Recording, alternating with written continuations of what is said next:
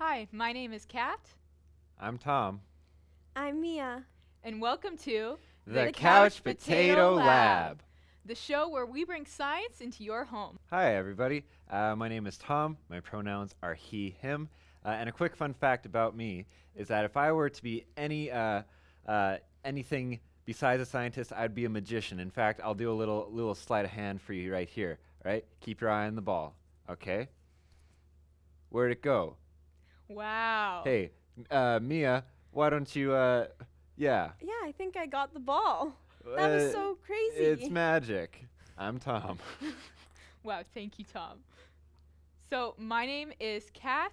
My pronouns are she and her. And a fun fact about me is at home, I have about 60 guppies in a fish tank. Wow. All these orange guppies swimming around together, just having a blast. And Mia. My name is Mia. My pronouns are she, her. And a fun fact about me is because we're building stuff, one of my favorite things to build is any architecture Lego. I just love building like all of the Eiffel Tower, like the Sydney Opera House and all of those. It's very fun. Cool. Wow. And also, before we begin, we would like to acknowledge that we are on Treaty 4 territory, home of the Lakota, Nakota, Dakota, Cree Nation, and Métis people. And we are very, very grateful to be able to operate this live stream on this land. Great, thank you, Mia. Now, as things start opening up in our province, you may have noticed that golf courses have been opened with safe social distancing in practice. And our friend Tom is a big golf lover, aren't you, Tom? Oh, yeah. You know, they call me the Tiger Woods of the old 9-hole, you know? They do call you that. I've heard that before, yep. In fact, I even, I think, you know, I'm always carrying a golf club around just in case I ever want to get in a quick round of golf before work. But, you know, I actually brought this for a special reason because we're going to be talking all about angles today. And I thought, what better way to introduce angles and so much of the other stuff that we're going to be talking about, forces, all that wonderful physics stuff, than a quick game of ball in a cup. So I have my ball here. I got my cup here. And what I'm going to do, I'm going to move out to this main area right here. And I'm going to, yeah, thanks for scooching over, folks. I'm going to put that right there. And I'm going to see if I could, you know, get the old ball into the cup. And it all has to do with, well, hand-eye coordination, of course, but angles. So if I choose the right angle, it's going to align and it's going to make for a perfect swing. Now, watch this drive. Ooh. I don't know about that one, Tom. I don't think your angle was very good. You know, I would agree. I'm going to do it one more time just to, you know, maybe I'll do some calculations in my brain. We'll run the numbers real quick. Just crunch the numbers. The numbers real have been crunchy. crunched. Okay, we're ready. All right, so I'm gonna do this. I'm gonna angle my body. It's slightly Very better angle, but Closer. I don't know. Closer, but you know, golf isn't about winning. It's about the friends that you have with you. And I have two of my greatest friends here with me today, so I'm the winner here. Wow, thank you, Tom. Also, were you using a ping pong ball or a golf ball for that? You know, ping pong ball, golf ball. It's a tomato thing. You know, but it was a ping pong ball. Well, I know for sure. We have to get Tom to work on his angles. And you know, a special tool that you can use to calculate angles? Our trusty friend, the Protractor. Now, protractors are really cool because they measure angles, and they measure angles in degrees and radians. And you may have actually already used a protractor in your school using geometry and math. And they're really useful because angles are everywhere. They're in the games we play in sports like ping pong ball, golf, basketball, hockey, and also some professions use protractors and angles all the times too, like carpenters and architects. So angles are everywhere and they're very important. But another issue I noticed with Tom's golf game was just lay it on me. Just lay it on me. Tom was using a ping pong ball, and I don't think a ping pong ball has enough weight to it. Mia, what do you think about the use of weight to Tom? was using there. Yeah, so the weight of an object really matters of how fast something will go and stuff like that. So the weight of an object isn't just the mass of an object, but it also has to do with the force of gravity, which is 9.8 meters per second squared. So, for example, if I'm going to have a balloon and a marble and I drop them, one is going to drop faster. Which one do you think will drop faster? Is it a water balloon or is it an air balloon? It's just an air balloon. Is it a water marble? It is not a water marble. Well, then, Kat and I are going to say our answers on the count of 3. 1, 2, 3. Marble. The marble. Okay. Oh, there we Let's go. check it out. So I'm going to drop them. Yeah, so the marble for sure dropped first. So that just shows that that has more mass. So then the weight with the acceleration, it goes down faster. Oh, so are you saying that weight and mass are different things? Yes, they are different Oh. things. So mass is the amount of particles in an object, whereas weight is the amount of particles with the force of gravity acting on that. Is that right, Mia? Yes, that is right. So yes, the force is the acceleration, and that has a big part of the weight. Awesome. And we're going to be using this science today when we make our own machines.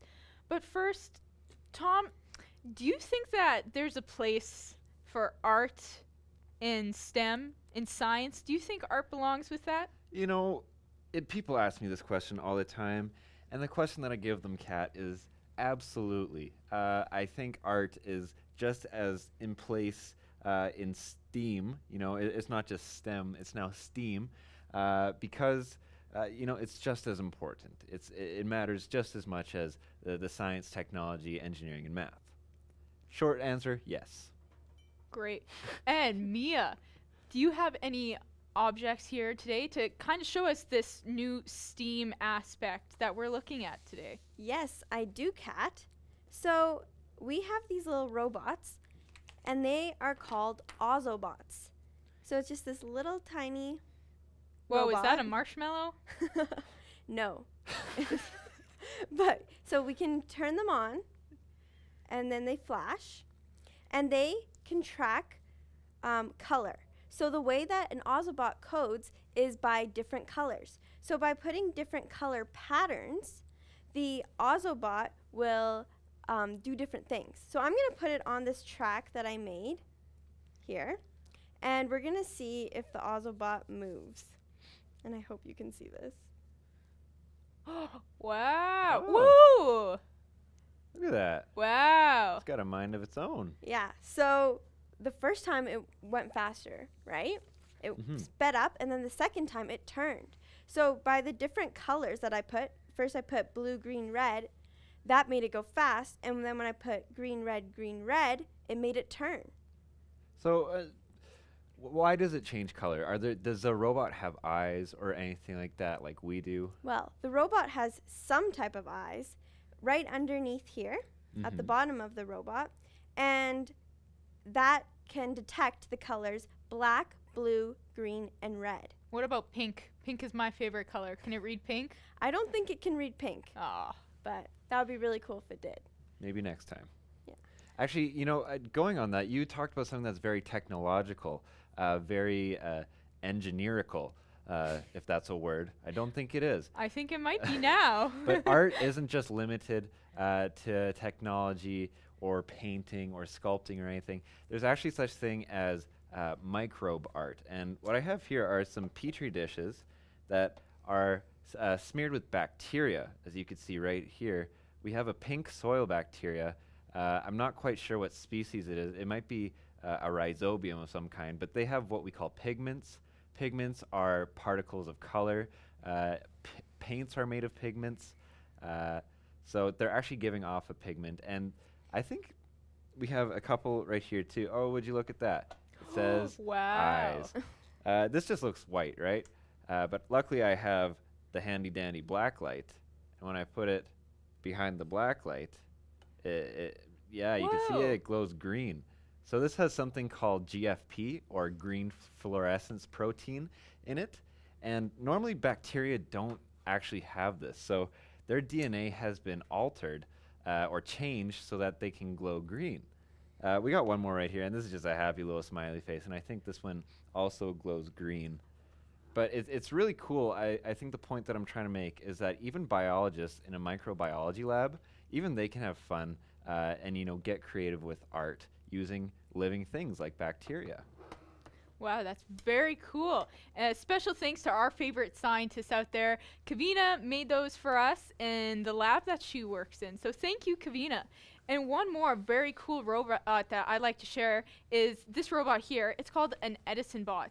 And Edison Bots are really cool because they are able to read barcodes. Just like the barcodes that you may see in a grocery store or, on different boxes, Edison Bots are able to read these barcodes. So, for example, if I want this Edison Bot to use its seeing sense, because this Edison Bot, it has 3 different senses, kind of like how humans have 5 senses. So this Edison Bot, it can see, it can hear, and it can also feel. So right now, I want to practice my Edison Bot's seeing. So what I'm going to do is I place it on this handy dandy barcode I have, turn our robot on. I'm going to press record button 3 times, 2, 3, and then there, my Edison Bot has read my barcode. That's pretty cool. Now, before we get into making our machines, Mia and I have drawn up a very cool blueprint for what we want our machine to look like today. And a blueprint is just a design or model for an outline for something that you want to create or build. And typically you want these blueprints to be very specific because, like I said before, if we think about professions like carpenters or architects, they have to make very detailed blueprints because they're creating maybe a house or a new shopping mall or a building. Now, I'll just take you over here to show you the blueprint that Mia and I made. Oh, but wait, is someone rustling around back there? What's going on? I heard the word blueprint, and now I'm here. That's right. It's me, Rube Goldberg, inventor of the Rube Goldberg machine. That's so Oh cool. my goodness, Mr. Goldberg. It's such a pleasure to have you here today. Pleasure to be here. You know, I'm a big fan of science. You know, I heard you two talking about blueprints. Yes. And blueprints were once, as the kids would say, my forte. Whoa. You know, I was an artist. I was an engineer before I was an artist, a mechanical engineer. But then I thought, you know, maybe I wanna draw cartoons, and I did. I drew really great cartoons of simple machines, complicated machines doing a very simple task. You know, maybe you want to butter some bread, but maybe you want to do it in 100 steps. You know, if you're just like me and you just really want to complicate your life, you do it that way. Wow. Now, let's see these blueprints that you got. Well, we've got them drawn up here. The one on the bottom is the one that Mia and I created earlier for our machine. What do you think, Mr. Goldberg? All right, let's have a look at this. So, a blueprint, I think, Kat, you already mentioned. A blueprint is, you know, a schematic, a design for anything, like a house or a boot. Or a boat, if you will.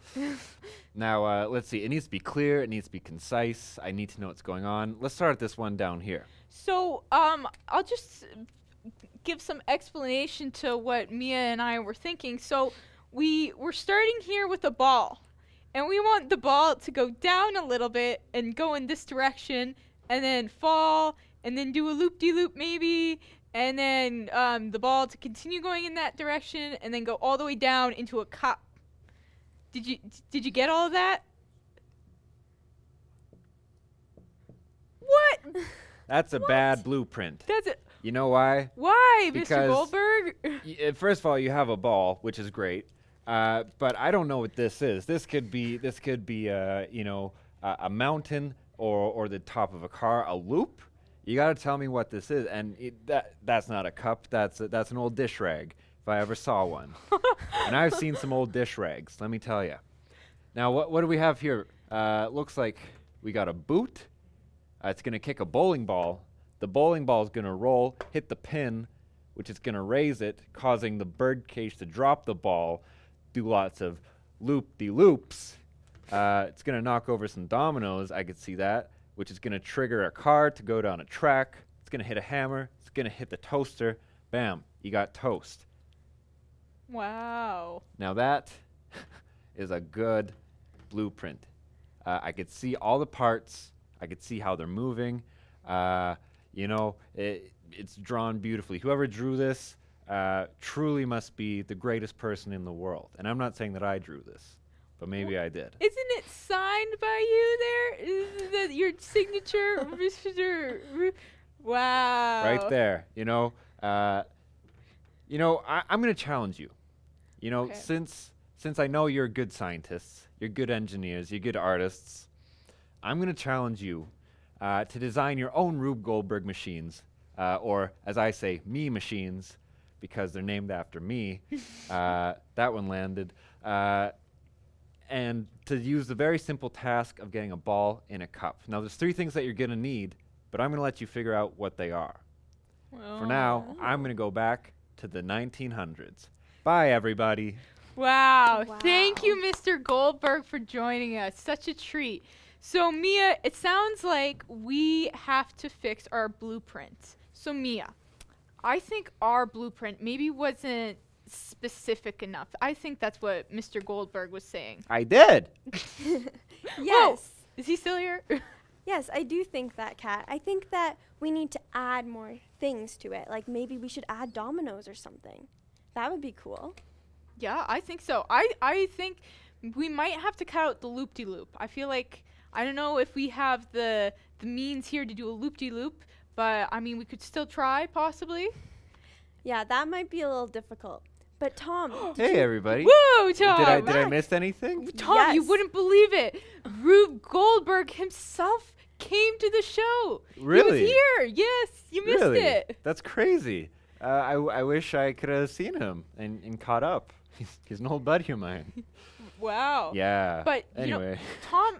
Rube Goldberg said that we need to think about 3 things when we're doing our own Rube Goldberg machine. Now, you're pretty close with him. Do you have any idea what maybe he was thinking of?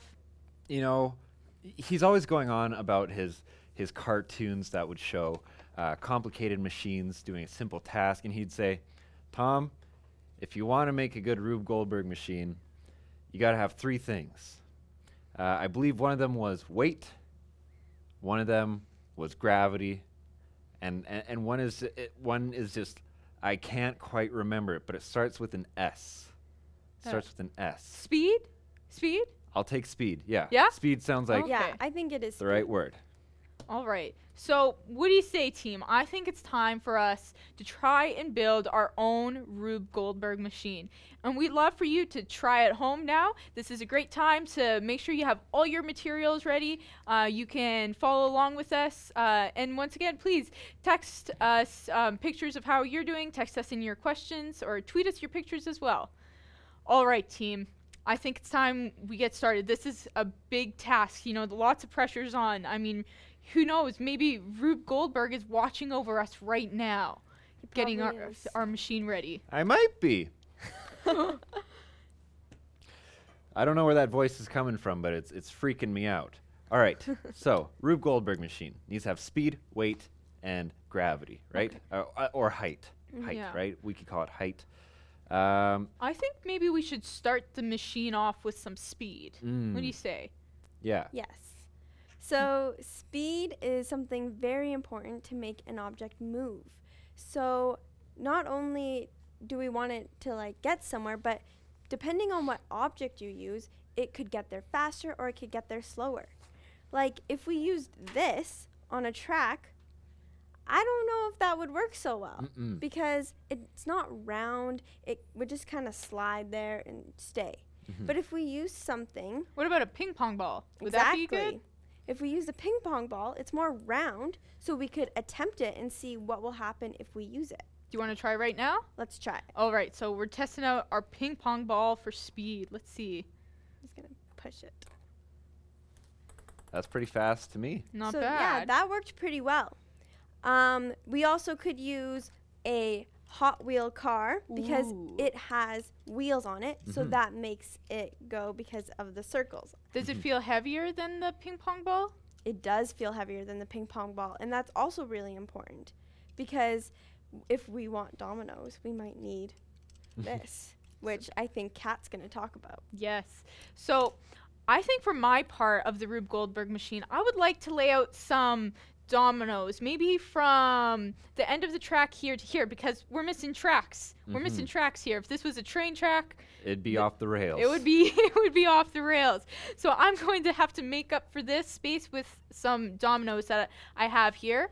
And I think if Mia used something like that block or the ping pong ball, that there wouldn't be enough weight to knock over, you know, like the 100 dominoes I'm going to have to line up here. But I think if she uses something heavier like the car will gain enough speed from its point on the track, and it will have enough weight to knock over this giant line of dominoes.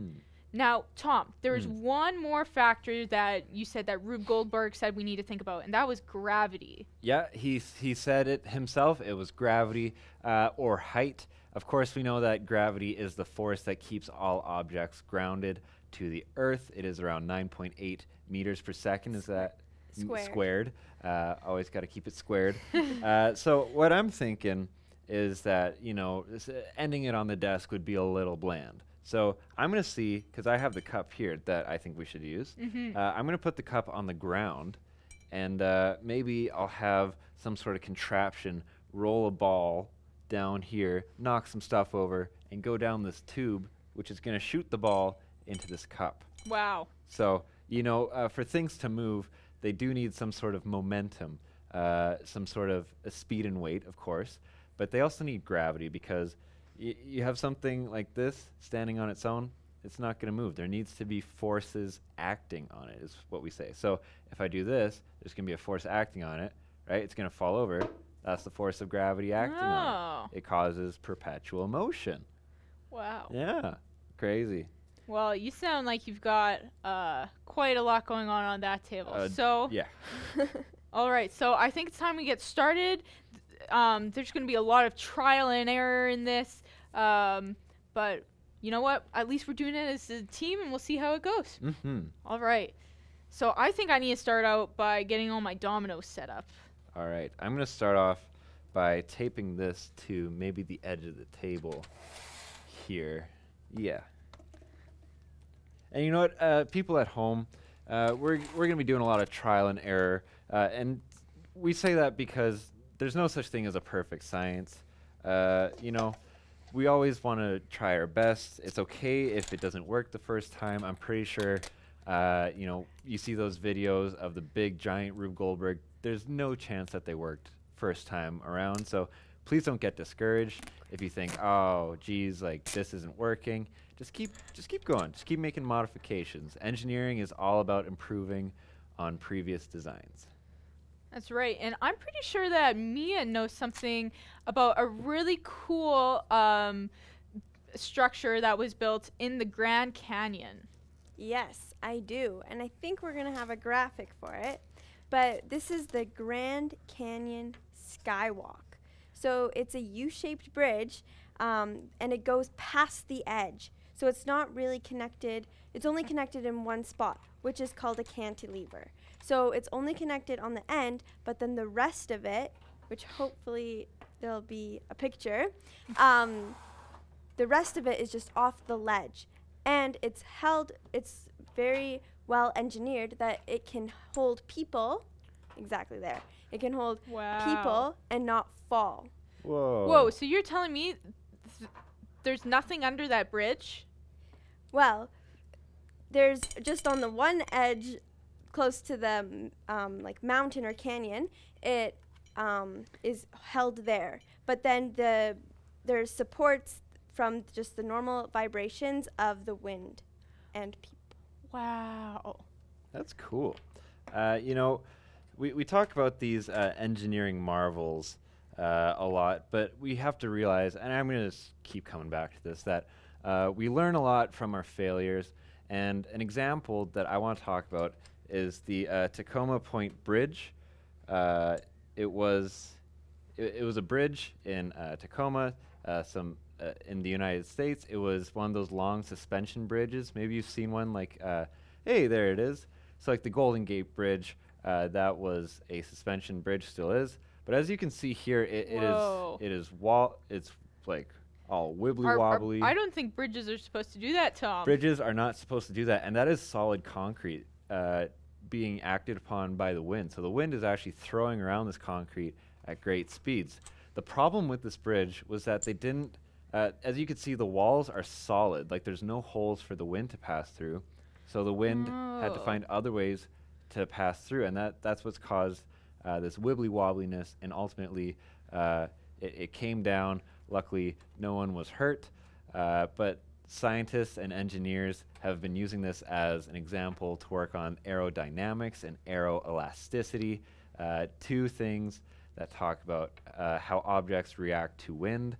And yeah, so again, not every bridge is going to be a winner. Not every Rube Goldberg machine's going to get you dinner, is what I say. Wow, that is what you say, Tom.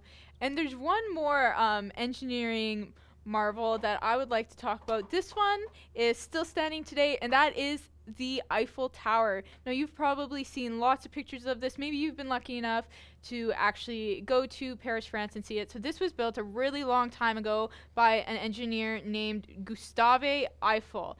And so Gustave decided that he wanted the angle of the 4 pillars of the Eiffel Tower to go in at a 54-degree angle. So there's those angles and those protractors again that we've been talking about, and that you can see that the 4 pillars converge to be at almost 0 or a perfect 90-degree angle to the ground.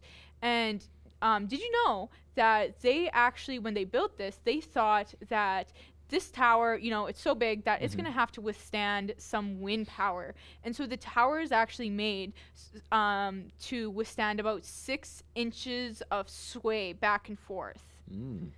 Yeah, so it's pretty cool. So there's lots of engineering designs all around the world. And, you know, some of them are really good, like Mia talking about the Grand Canyon Skywalk, a bridge that's just embedded into the side of the Grand Canyon with nothing supporting below it, or like the Tacoma Narrows Bridge that Tom talked about.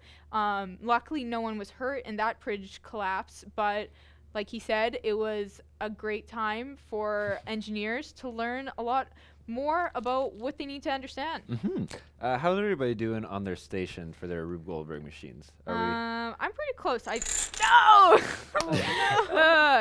just need to space out my dominoes a bit better, but how's yours going, Tom? You know, oh wow, I see you've made a little pathway. I've made a little pathway. We'll see if it works. You know, dominoes. Dominoes. You know, man's oldest enemy. Okay. I can do this. You can do this. I can do this. And again, while we're setting this up, please feel free to send your questions about our design. Feel free to question us, you know, if we're making the right choices. Your own designs as well on all of our socials. You could use the hashtag CouchPotatoLab on Twitter if you want to reach us. Our social is @EyesYouth, as well as on this live stream. Yeah. And we do have a question here. Do things need to be round in order to move? Would one of my scientists like to tackle this one? Yeah, sure. I will say that they do not need to be round because there are actually some shapes out there.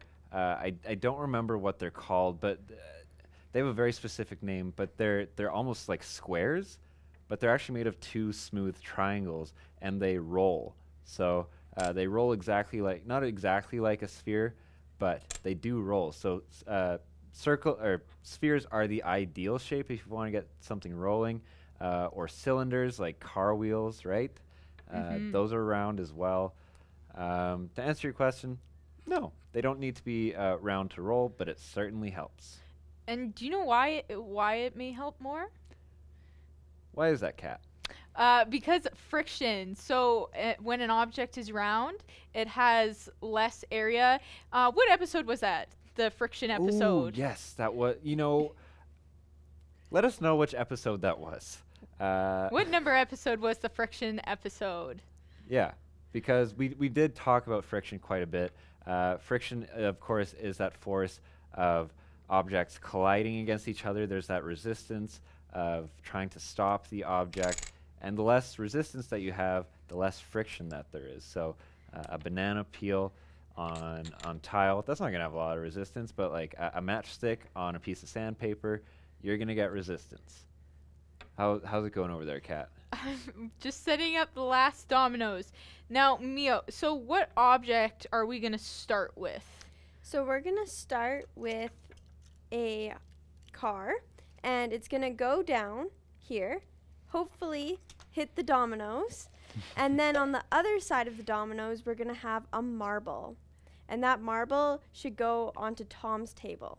So let's hope that this works. And from there, there's a big old red bouncy ball. It's going to hit these stacking blocks right here.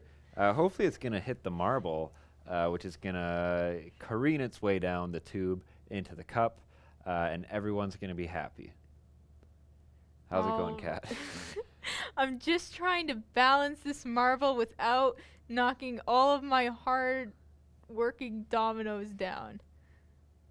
Ooh, we're so close. I think you almost got it. You almost got it. Maybe I might have to put a little bit of tape here. Yeah. There you go.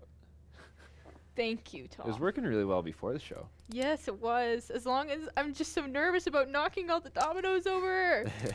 All right. Okay, I think just one more little piece here. Yes, right there.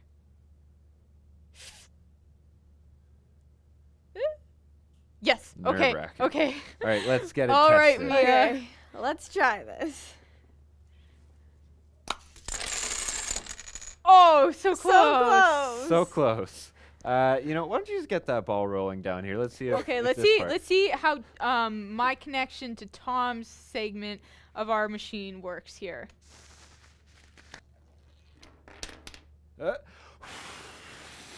Nope. I cheated there because an important criteria of a Rube Goldberg machine is you can't interfere with it in any way. It just has to be perpetual motion and gravity. It didn't quite work out, but it still got in the cup, right? Is it in the cup? That's a little off the cup, but it was very close. Yeah, a little off the cup. I feel everybody has those days. We're a little off the cup. I think do we want to give it one more go? One more go? Yeah, we got time. Okay, All right, let's try. we'll do a quick setup. Okay. Here's your marble. Oh, thank you. All right. 'Kay. Folks at home, we really want to see what you have cooking up in your labs.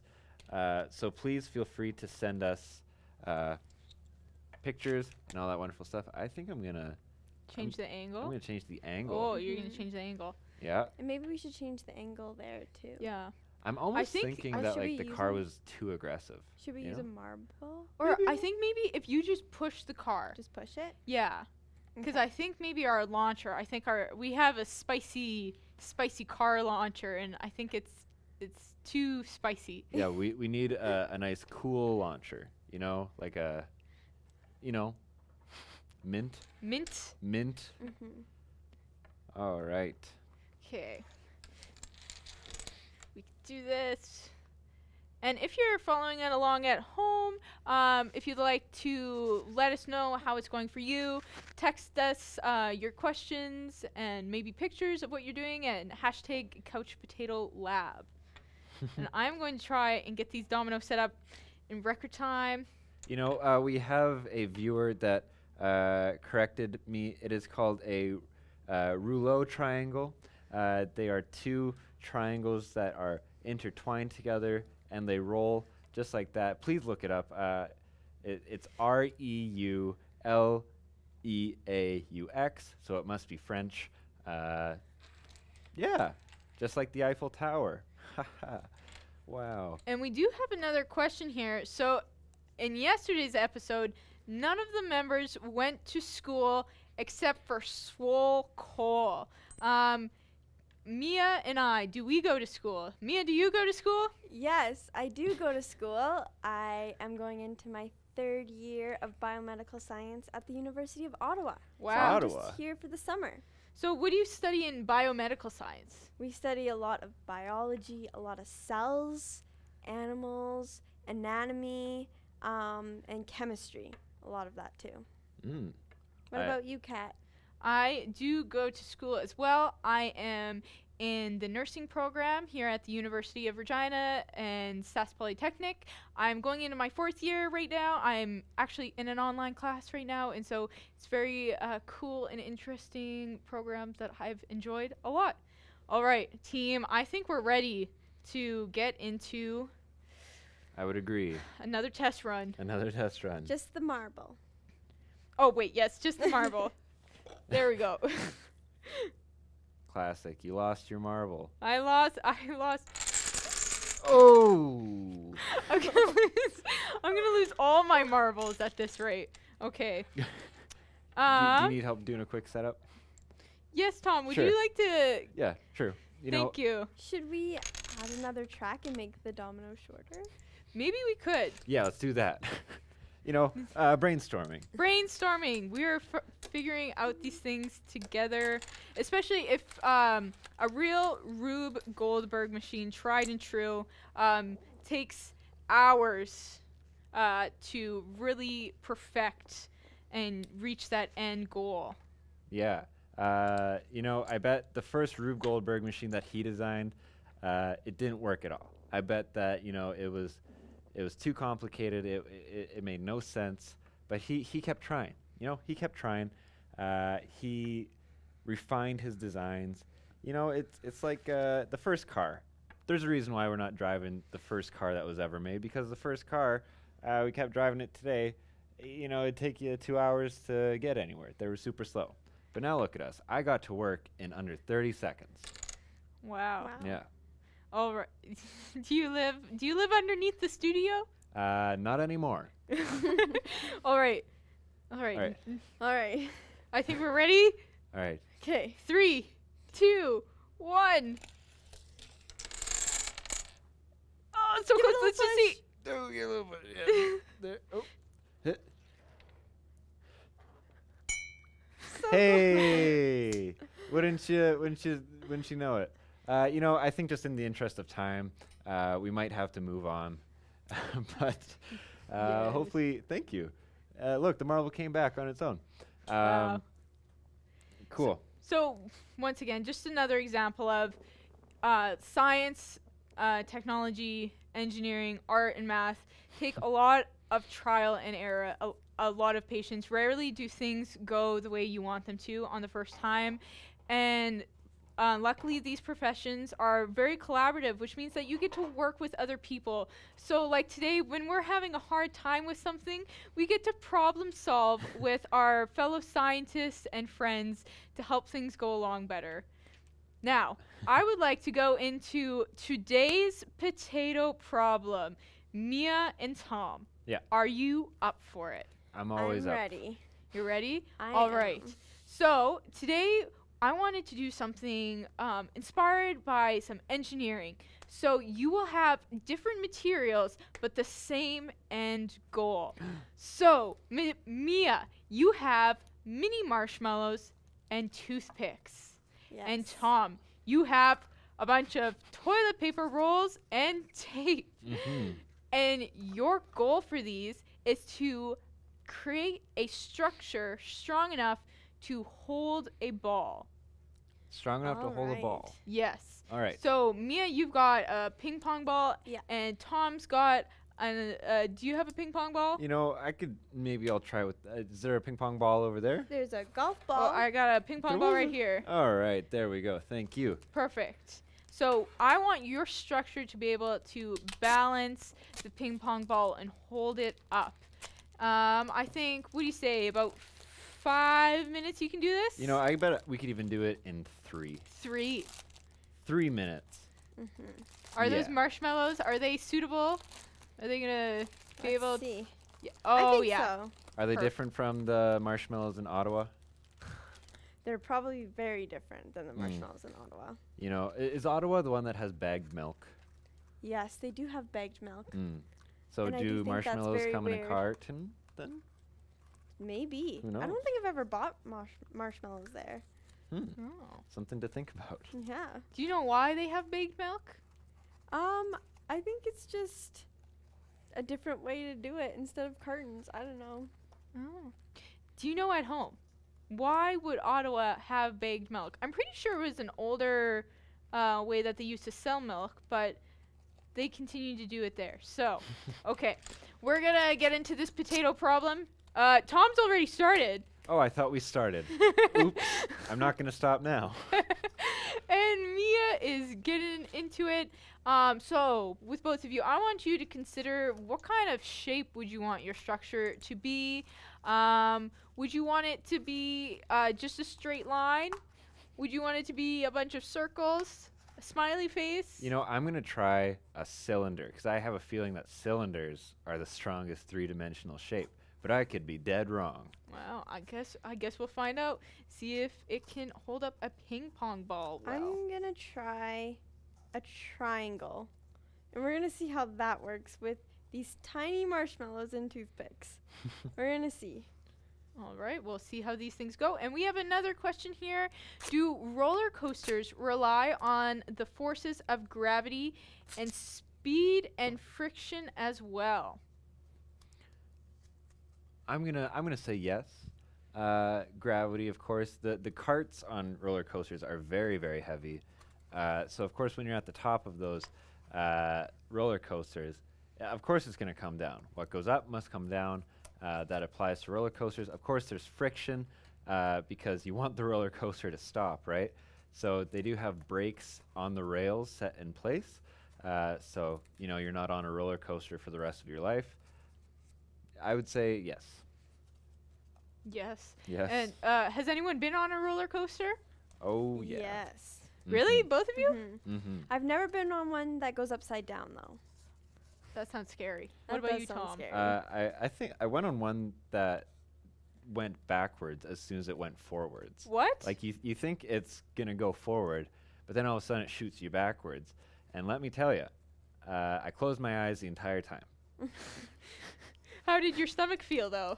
You know, the stomach was, I think it was left in line. You know, that's because that's how fast it was. You know, whatever.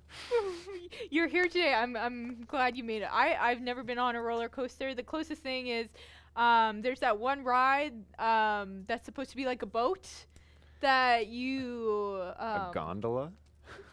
no, not a gondola at the exhibition. And it's a boat, and it just starts swinging back and forth, kind of like a pendulum. Yeah. And it keeps getting higher and higher. And I made the mistake of sitting at the back of the boat where you felt you got the worst feeling in your stomach because you were getting the most out of the back and forth. That's the closest thing I've been to on a roller coaster, I'd say. What are we at for time? on the We have construction about 60 seconds left. Okay. Okay. We have a question here about what's the strongest shape, but you'll have to stay to the end of our problem here to find out. Tom, how's it going? You know, I said dominoes were mankind's oldest enemies, but it's in fact duct tape. I thought duct tape could fix anything. It was Well, it can't fix this. All right. You know, I think I'm ready. Think you're ready? Okay. All right. Let's see, Tom. Can your structure hold up your ping pong ball? All right. So let me talk about this for a moment. This is a classic cylinder, but I made it a T because you know you want to get your name out there for when you get famous for creating this magical ping pong ball holder. So it's a big cylinder, and I'm just gonna try to put it on top, and it's gonna stay there forever, and I'm gonna get super rich. You know, it didn't work that time. I'm gonna try it again. And I'm gonna get super. You know, I'm gonna put it again, and it's gonna work. Okay, it doesn't work. It doesn't work. Well, let's see what you got, Mia. Okay, so I was going to do a square to fit the ping pong ball, but then I realized that the toothpicks were too large, so I thought that the square would be too big for the ping pong to fit. So then I decided I was going to try a triangle. So let's see if this works. Wow. Well, it's Perfectly. it's no cylinder. No, it's not. But it seems to stay very well, and it doesn't look like it's going to fall off. Huh. So I guess to answer the viewer's question, the strongest shape is a triangle. Now, does anyone here know why it's the strongest shape? I do not. I just thought maybe because it had the spikes. Maybe the spikes were intimidating enough to the other shapes that Interesting guess, yeah. it decided to be. Maybe it's with the angles. Is it the angles inside the triangle? I don't know, Tom. I have no idea. I think it has to do with the fixed angles of a triangle. Yeah. And that's what makes it the most durable shape. So when you say fixed angles, does that mean that like I could take a triangle and mush it out of shape? No, I think that they have to be like straight and in the triangle shape and not like this. That I don't think that would work Okay. if I did that. So yeah, they're the strongest because they have set angles, and no matter which way you we say compress, which means just smush, it's not going to change its angle at all. So that's what makes them really durable, the strongest shape. And though it might look like some structures might look like a big square, they're actually using this concept all the time in engineering. If we went back to the Eiffel Tower, that thing is just a billion triangles if you look close enough. Yeah. Great. That's triangles. So it's not the spiky points, but it is the angles within the triangle. Awesome. Super cool. Well, thank you both for participating in that potato problem. And just like Tom said, we have seen a lot of different engineering today. And next we would like to talk about a very special engineer that works right here in Regina. Mia, can you tell us more about this engineer? Yes. So there should be another graphic showing a picture of her. And her name is Dr. Denise Stilling, and she's an associate professor in industrial systems engineering. So her research has developed and transferred technology in fields of mechanical, agriculture, biomedical, and biomechanical and industrial engineering.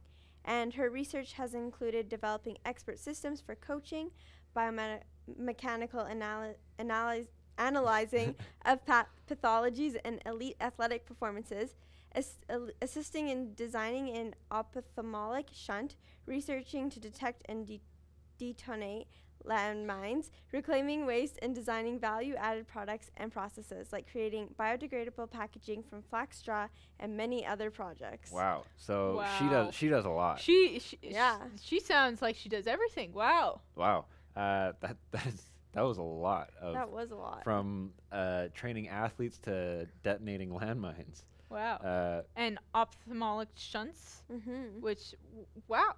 Wow. This woman does a lot. She's a real superhero, is what I would say. Yeah. Yeah. Well, so that was Dr. Denise Stilling. If there are any other scientists that you would like to see as feature, you can also let us know.